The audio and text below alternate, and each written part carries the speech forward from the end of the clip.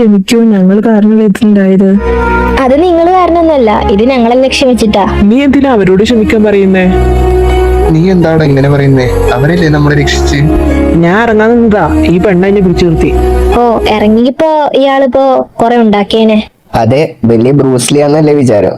എന്താ ബസ്, ഒരേ ഷോ ആയിരുന്നല്ലോ. അത് പിന്നെ ഒരു പെണ്ണ് കരയുമ്പോ ഞാൻ അവിടെ നോക്കി നിക്കണോ? വേറെ ആയിരുന്നില്ലല്ലോ നിന്റെ ഈ ആത്മാർത്ഥത. അവന്റെ ചാട്ടം എങ്ങോട്ടാന്ന് എനിക്ക് മനസ്സിലാവുന്നുണ്ട്. മിണ്ടാതിരിക്കണ. ഞാൻ പോവാ, എനിക്ക് ഉറക്കം വരണോ. സാർ, അവരെ അടിച്ചിട്ട് സാർ. സാർ, ഞാൻ ആ കൊട്ടാരത്തിനെ പറ്റി അന്വേഷിച്ചു. അവിടെ മുന്നേ ഒരാളാണ് താമസിച്ചിരുന്നത്. അയാളിപ്പോ വലിയൊരു ബിസിനസ്മാനാ. അയാളുടെ പേര് ഒറിയോൺ എന്നാ. ആ, അയാളെ എനിക്കറിയാം. ആ, ഇങ്ങനത്തെ കാര്യത്തിനൊക്കെ അയാളെ ബെസ്റ്റ്. ഇത് നമ്മുടെ കയ്യിൽ നിൽക്കില്ല. അയാളെ വേഗം വിവരം അറിയിക്ക്. ശരി സാർ.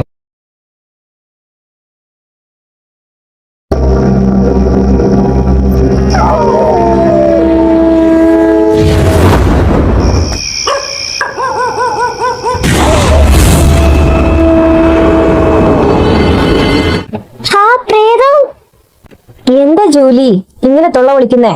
ഞാൻ പ്രേതത്തിന് കണ്ട്. എന്താ പറ്റി? അവളൊരു പ്രേതത്തിന് കണ്ടു ഇത്രേ.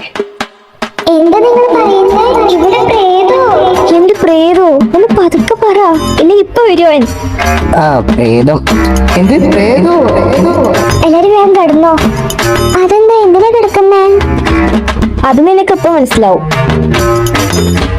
അയ്യോ, എടാ, കൊച്ചിന്റെ മേത്തുനിന്ന് ഇറങ്ങടാ. കുഴപ്പമില്ല, ഇവിടെ നല്ല കംഫർട്ട് ഉണ്ട്.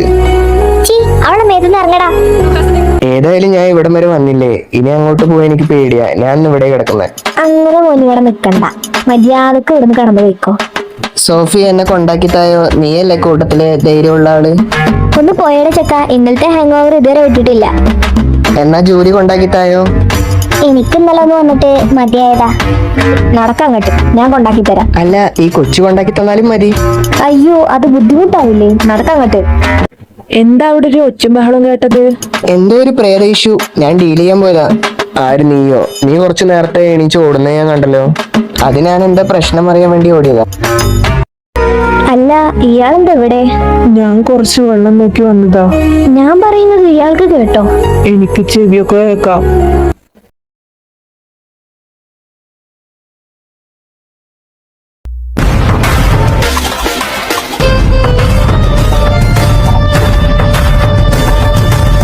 അവിടെ പോയി അന്വേഷിക്കുക അവരെന്തിനാ വന്നിക്കണേന്ന്.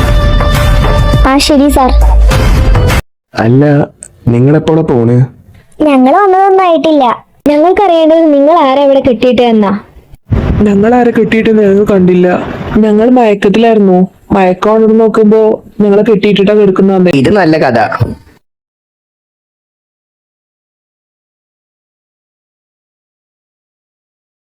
നിങ്ങളൊക്കെ ആരാ? ഇവരാരെ തുറന്നിട്ട്? അല്ല, നമ്മൾ ആരാണാവോ? നിങ്ങളോട് ആരായി കൊട്ടാരത്തിൽ കയറാൻ പറഞ്ഞേ? എന്താ പ്രശ്നം? സ്റ്റെല്ല, നീ എന്താ ഇവിടെ? സ്റ്റീവ്, നിനക്ക് ഇവിടെ അറിയോ? ആ, എന്റെ ഫ്രണ്ടാ. ഞങ്ങളുടെ ക്ലബിൽ മീറ്റ് ചെയ്യാറുണ്ട് എപ്പോഴും. സ്റ്റീവ്, നീ എന്താ ഇങ്ങോട്ട് വന്നിരിക്കുന്നേ?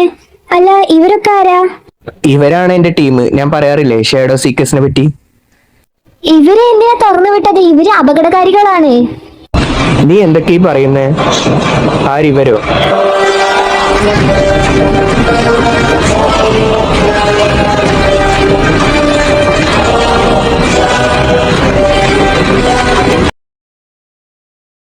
ചിരി നിർത്തടാ, കാര്യം പറയേ.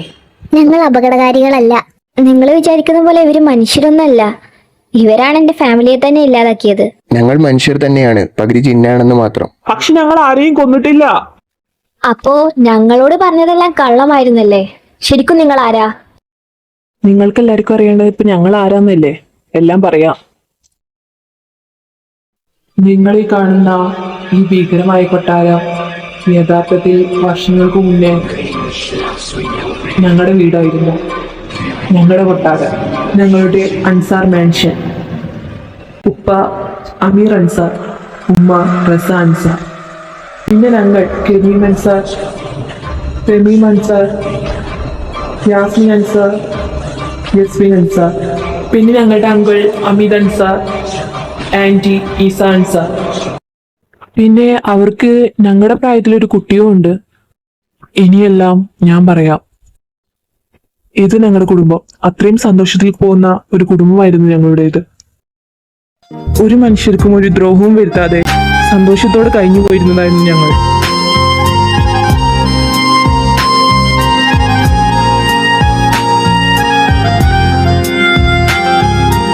എൻ്റെ ഉപ്പാക്ക് എൻ്റെ ഉമ്മാനെ ഒരുപാട് ഇഷ്ടമായിരുന്നു. പക്ഷേ എൻ്റെ ഉപ്പ പാതി ജിന്നും പാതി മനുഷ്യനുമായിരുന്നു. എൻ്റെ ഉമ്മ ഒരു അയാനയും, അതായത് ഒരു ഏഞ്ചൽ.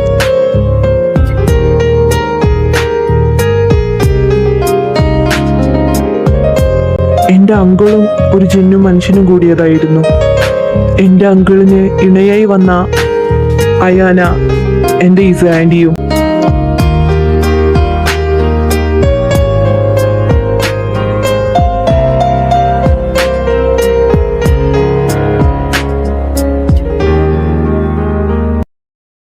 പിന്നെന്തു പറ്റി? എല്ലാവരുടെ കഥയിലും ഒരു വില്ലനുള്ള പോലെ ഞങ്ങളുടെ കഥയിലും ഒരു വില്ലൻ വന്നു. അയാളുടെ പേര് ഒറിയോൺ. അയാളുടെ അമ്മ ഒരു മന്ത്രവാദിയായിരുന്നു. ബ്ലാക്ക് മാജിക് കൊണ്ട് ശക്തി പ്രാപിച്ചവരാണ് അവർ. അവൾ അത് തന്റെ മകനും പറഞ്ഞു കൊടുത്തു. എന്നാൽ മകൻ അത് ദുരുപയോഗം ചെയ്തു. അവൻ ഇവിടുത്തെ ജനങ്ങളെ തന്റെ ബ്ലാക്ക് മാജിക്കിന് ഇരയാക്കി. ഇതൊക്കെ കണ്ട് എൻ്റെ ഉപ്പയും അങ്കിളും ചേർന്ന് അയാളെ നാട്ടിൽ തന്നെ തുരത്തി ഓടിച്ചു. ഞങ്ങളുടെ ഉപ്പാനോട് അയാൾക്ക് വാശിയായി തീർന്നു. ഞങ്ങളുടെ ഉപ്പാന്റെ മാതൃക തണ്ടും ഈ കൊട്ടാരവും അയാൾക്ക് സ്വന്താക്കണമെന്ന് വാശിയായി. അതിനുള്ള സമയത്തിനായി അയാൾ കാത്തിരുന്നു. അങ്ങനെ ഒരു ദിവസം അങ്കിളുടെ ജോലി ആവശ്യത്തിന് വേണ്ടി ഒരു പ്രദേശത്തേക്ക് പോയി. ഞങ്ങളും കൂടെ പോയി. ആ തക്കം നോക്കി അയാളുടെ ആസൂത്രണം നടപ്പിലാക്കി. ഉപ്പ വെളിയിൽ പോയി തിരിച്ചു വന്നപ്പോ കാണുന്നത് ഉമ്മയെ ഇരയാക്കി നിൽക്കുന്ന മന്ത്രവാദിയെയാണ്. അയാൾ ആവശ്യപ്പെട്ടത് മാന്ത്രിക തണ്ടായിരുന്നു. മാന്ത്രിക തണ്ട് കൊടുത്തിട്ടും ഉമ്മാനെ അയാൾ വെറുതെ വിട്ടില്ല. നിങ്ങൾക്ക് എന്നെ രക്ഷിക്കാൻ കഴിയില്ല. ഒരുപാട് കുത്തി കിട്ടിയിട്ടുണ്ട് എനിക്ക്. ഇല്ല, നിന്നെ മരിക്കാൻ ഞാൻ വിട്ടുകൊടുക്കില്ല. ഉപ്പ ഉമ്മയെ രക്ഷിച്ചപ്പോഴേക്കും ഉമ്മ മരിച്ചിട്ടുണ്ടായിരുന്നു.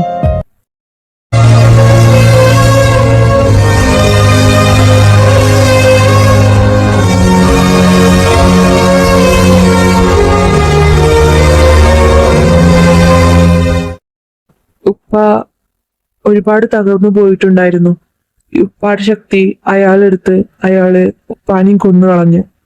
ഞങ്ങൾ നാട്ടിൽ വന്നപ്പോ കാണുന്നത് ഞങ്ങളുടെ ഉമ്മാനും ഇപ്പാനും കൊന്ന് കൊട്ടാരം സ്വന്തമാക്കിയ ഒറിയോനെയാണ്.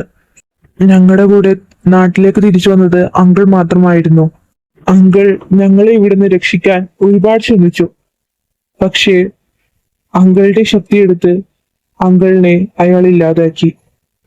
അന്ന് പൂട്ടിയിട്ടതാണ് ഞങ്ങളെ. നിങ്ങളാണ് ഞങ്ങളെ തുറന്ന് രക്ഷിച്ചത്. അപ്പോ എന്റെ ഫാമിലിയെ ഇല്ലാതാക്കിയത് നിങ്ങളല്ലേ? അല്ല, അത് ഞങ്ങളല്ല, അത് അയാളാ. ആ ഒറിയോൻ പല കുടുംബങ്ങളെയും ബലി നൽകി ഇല്ലാണ്ടാക്കിയത് അയാളാണ്. എന്തിനു വേണ്ടി അയാൾ അത് ചെയ്യണം? അയാളുടെ ശക്തി വർദ്ധിപ്പിക്കാൻ വേണ്ടി അയാൾ അത് ചെയ്തു. നിങ്ങളിവിടെ കാണുന്ന ആത്മാക്കളെല്ലാം നിങ്ങളെ ഉപദ്രവിക്കാൻ വേണ്ടി വരുന്നതല്ല. അവർ നിങ്ങളോട് സഹായം ചോദിച്ചു വരുന്നതാണ്. അതൊക്കെ അയാൾ ബലി കൊടുത്ത പാവം ജനങ്ങളാണ്. ക്രിസ്, നിനക്കെന്ത് പറ്റി? ക്രിസ് അല്ല, അമൻ. വാട്ട്? എന്ത്? അമൻ? അമൻ, ഇത് നീയാണോ? അമൻ, നീ എത്ര കാലം എവിടെയായിരുന്നു? നീ എന്റെ അമ്മനാണോ? അമീദ് അൻസാറിന്റെ ഒരേ ഒരു മകൻ അമൻ അൻസാർ. ഉപ്പ നിങ്ങളുമായി നാട്ടിൽ പോയ പിന്നെ എൻ്റെ ഉപ്പ അങ്ങോട്ട് തിരിച്ചു വന്നില്ല. ഉപ്പ വരുമെന്ന് കരുതി ഞങ്ങൾ കുറെ കാലം കാത്തിരുന്നു. ഉപ്പാനെ കണ്ടുകിട്ടിയില്ല. ഒരു ദിവസം എൻ്റെ ഉമ്മ എന്നെ ഒരു ഓർഫനേജിൽ കൊണ്ടാക്കി. പിന്നെ ഞാൻ ഉമ്മാനെ കണ്ടിട്ടില്ല. അവിടുത്തെ മദറാണ് എനിക്ക് ക്രിസ് വർത്ത് എന്ന് പേരിട്ട്. പിന്നീട് ഞാൻ കുറെ അന്വേഷിച്ചെങ്കിലും എൻ്റെ ഉപ്പാക്കും എൻ്റെ ഉമ്മാക്കും എന്താ പറ്റിയെന്ന് എനിക്കറിയാൻ കഴിഞ്ഞില്ല. ആ ഓർഫനേജിൽ നിന്നാണ് ഞാൻ നിങ്ങളെ പരിചയപ്പെട്ടത്. ഇസ ആന്റിയെയും അയാൾ കൊന്നതാ.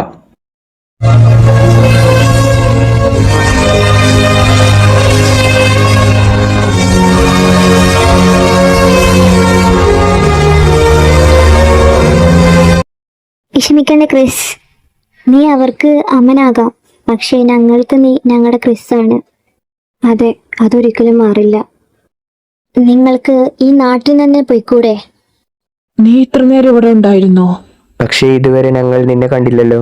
അവളെ നിങ്ങൾ കാണില്ല, കാരണം അവളൊരു ആത്മാവാണ്. അവളുടെ ശരീരം ആ ഓറിയോന്റെ കയ്യിലാ. ആ ഓറിയോന്റെ ഒന്ന് ആ ശരീരം കിട്ടിയാൽ മാത്രമേ അവൾക്ക് ആ ശരീരത്തേക്ക് തിരിച്ചു കയറാൻ പറ്റുള്ളൂ. അതെ, അത് ശരിയാണ്. അയാളെ ധിക്കരിച്ചതിനുള്ള ശിക്ഷയാണ് എനിക്കിത്.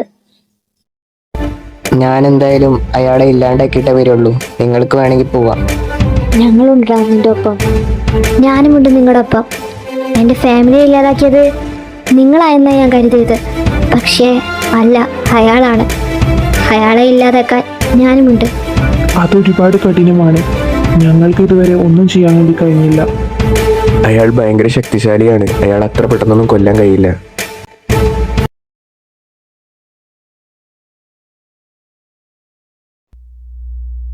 എന്തായി അവിടുത്തെ കാര്യങ്ങള്?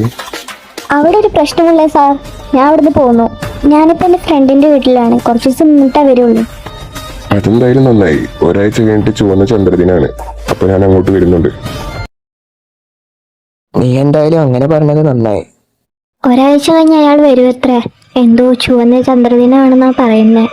ചുവന്ന ചന്ദ്രദിനം? അങ്ങനെ ഒരു ചുവന്ന ചന്ദ്രദിനത്തിനാണ് എൻ്റെ അമ്മയുടെയും എൻ്റെ ഉപ്പയെയും കൊന്നത്. അപ്പോൾ ഈ വരവും ഒരു വെറും വരവല്ല. മിക്കവാറും അത് ഞങ്ങളെല്ലാവരും ഇല്ലാതാക്കാനാകും.